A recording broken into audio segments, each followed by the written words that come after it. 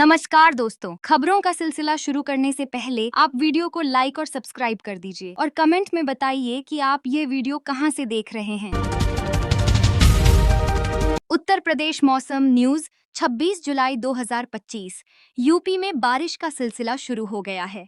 शुक्रवार को लखनऊ में भयंकर बारिश हुई है। मौसम विभाग की माने तो प्रदेश में आने दिनों में भारी बारिश का सिलसिला जारी रहेगा। प्रधानमंत्री नरेंद्र मोदी 2 दिवसीय यात्रा पर मालदीव में हैं। मोदी मालदीव के 60वें स्वतंत्रता दिवस समारोह में मुख्य अतिथि होंगे। प्रधानमंत्री मोदी का यह तीसरा मालदीव दौरा है। वे मालदीव के राष्ट्रपति मोहम्मद मोइज़ू के निमंत्रण पर मालदीव गए हैं। इससे पहले वे ब्रिटेन की यात्रा पर थे, जहां उन्होंने भारत ब्रिटेन के बीच अहम ट्रेड डील साइन की है। उत्तर प्रदेश के वाराणसी से एक खूबसूरत वीडियो सामने आया है। यहाँ सीएम योगी आदित्यनाथ की पहल से सावन के पवित्र महीने में 300 साल पुराने शिव मंदिर के कपाट खोले गए हैं। इस मंदिर में 40 साल बाद पूजा पाठ शुरू की गई है। हम बात कर रहे हैं वाराणसी के मुस्लिम बाहुल्य इलाके मदनपुरा में स्थित सिद्धेश्वर महादेव मंदिर की। यह मंदिर करीब 300 साल पुराना है। यूपी के अलीगढ़ में भाजपा सांसद के करीबी भाजयुमो के पूर्व मंडल उपाध्यक्ष की गोलियों से भूनकर हत्या कर दी गई। बाइक सवार बदमाशों ने दुस्साहसिक वारदात को अंजाम दिया। पुरानी रंजिश समेत कई पहलुओं पर पुलिस जांच कर रही है। आगरा में एक दोपहिया वाहन चालक ने यातायात नियमों का खूब उल्लंघन किया। हेलमेट नहीं पहनने पर वाहन के 1, 2, 10, 20 नहीं बल्कि 125 बार चालान काटे गए।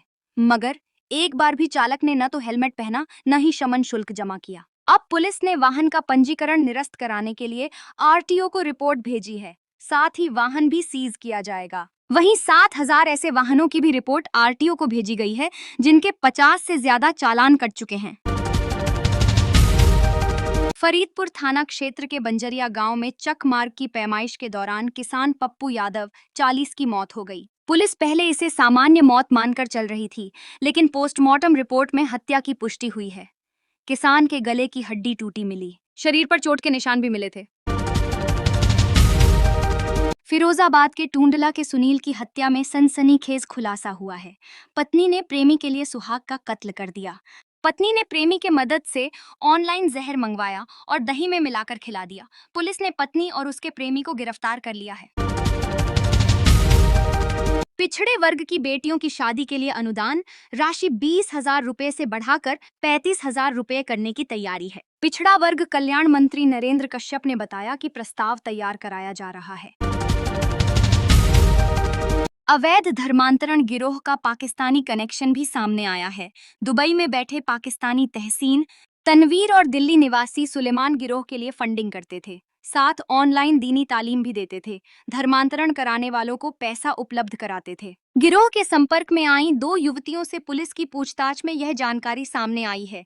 इनमें एक बरेली तो दूसरी देहरादून की रहने वाली है।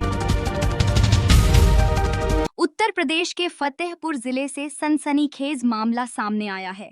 बिंदकी में एक किशोरी को अगवा करने के आरोप भाजपा नेता पर लगे हैं। आरोप है कि भाजपा नेता ने प्रॉपर्टी कारोबारी समेत 3 साथियों संग दुष्कर्म की वारदात को अंजाम दिया। कारगिल विजय दिवस 2025 के अवसर पर लखनऊ की कारगिल शहीद स्मृति वाटिका में आयोजित कार्यक्रम में मुख्यमंत्री योगी आदित्यनाथ ने शहीद जवानों को पुष्पांजलि अर्पित कर उन्हें श्रद्धांजलि दी और उनके परिजनों को सम्मानित किया। तुम काली और पतली हो, शादी करके पछता रहा हूँ, ऐसे पति ताना मारता था और अतिरिक्त दहेज में 10 लाख रुपए, सोने की चेन व अंगूठी की मांग करता था। मांग पूरी न करने पर बृहस्पतिवार को मारकर फंदे देवराज सहित 3 लोगों के खिलाफ थाना निधौली कलां में रिपोर्ट दर्ज कराई है। शुक्रवार को शव का पोस्टमार्टम कराया गया। पिछले दिनों हुए गुजरात व पंजाब उपचुनाव में मिली जीत से उत्साहित आम आदमी पार्टी आप अब यूपी पर फोकस कर रही है। वह जोर शोर से पंचायत चुनाव की तैयारियों में जुट गई है। प्रदेश में हाल में हुए परिषदीय स्कूलों के विलय पेयरिंग ने पार्टी के हाथ में एक बड़ा मुद्दा थमा दिया है। पार्टी पंचायत चुनाव के मद्देनजर इस मुद्दे को भुनाने में कोई कोर कसर नहीं छोड़ना चाहती। बसपा सुप्रीमो मायावती ने सोशल मीडिया साइट एक्स पर बयान जारी कर कहा कि कांग्रेस ओबीसी समाज की विश्वास पात्र पार्टी नहीं है। कांग्रेस के दिल में कुछ है, जुबान पर कुछ है। उन्होंने कहा कि एनडीए का भी ओबीसी के प्रति यही हाल है। मायावती के बयान को कांग्रेस नेता राहुल गांधी के उस बयान के संदर्भ में देखा जा रहा है जिसमें उन्होंने कहा था कि सत्ता में रहते हुए जाति जनगणना न करवाना कांग्रेस की गलती थी। समाजवादी पार्टी के राष्ट्रीय अध्यक्ष अखिलेश यादव ने हाल ही में कहा था कि पीडीए पाठशाला चलाकर बच्चों की पढ़ाई कराने का काम किया जाएगा। अखिलेश ने अपील की थी कि समाजवादी साथी उन गांवों में टीम बनाएं जहां स्कूल बंद हो रहे हैं। उन्होंने पढ़े लिखे नौजवानों, पार्टी समर्थकों और सेवानिवृत्त शिक्षकों से अपील की है कि वे पीडीए पाठशाला बनाकर बच्चों को पढ़ाएं और उनका भविष्य संवारें। बागपत के पलड़ा गांव से 15 जुलाई को घर से गई युवती को उसके परिजनों ने हिमाचल प्रदेश से गांव के रहने वाले उसके प्रेमी के साथ पकड़ लिया। वहां से लाकर पहले 16 जुलाई को गांव के जंगल में नलकूप पर बंधक बनाकर दोनों की पिटाई की। फिर 23 जुलाई की सुबह युवती की हत्या कर दी।